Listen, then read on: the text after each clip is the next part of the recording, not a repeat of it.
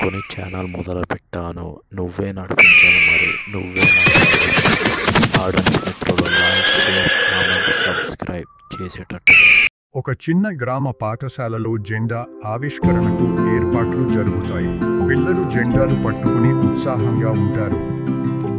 పాఠశాలలో ప్రధానోపాధ్యాయులు పిల్లలతో మాట్లాడుతూ, పిల్లలు, మన గణతంత్ర దినోత్సవం మన రాజ్యాంగం గొప్పతనాన్ని గుర్తు చేస్తుంది.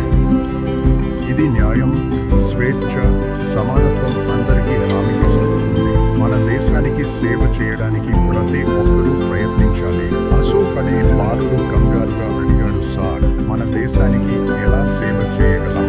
నా వయస్సులో ఏం చేయగలం? ఉపాధ్యాయుడు చిరునవ్వుతో, దేశభక్తి మన మనసులో నుంచి మొదలవుతుంది. చెట్టును నాటడం, చుట్టుపక్కల శుభ్రంగా ఉంచడం, పెద్దలను గౌరవించడం, ఇతరులకు సహాయం చేయడం కూడా దేశ సేవే. ప్రభుత్వ పాఠశాల మైదానంలో పెద్దలు, గ్రామస్తులు చేరతారు. గ్రామ పెద్ద గౌరవంగా జెండా ఆవిష్కరించి పిల్లలతో మాట్లాడారు. మన దేశం ఎందరో త్యాగం వల్లనే ఈరోజు ఈ స్థాయిలో ఉంది. మీరు వారిని గౌరవించాలి. మీ పాఠశాలలో బాగా చదువుకోవాలి, మంచి పౌరులుగా మారాలి. పిల్లలు దేశభక్తి గీతాలను పాడుతూ నృత్యాలు చేస్తారు. పాటలు, నృత్యాలు ముగిసిన తర్వాత ఉపాధ్యాయులు మన దేశం ఐకమత్యం, శాంతి, అభివృద్ధితో ముందుకు సాగుతుంది.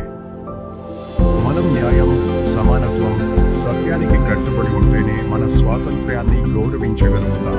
గణతంత్ర దినోత్సవం ఒక జ్ఞాపకం మాత్రమే కాదు, ఇది మనందరి కర్తవ్యాలను గుర్తు చేసే రోజు. దేశం కోసం చిన్న చిన్న మార్పులతో పెద్ద విజయాలను సాధిద్దాం. ఈ కథ మీకు నచ్చిందా?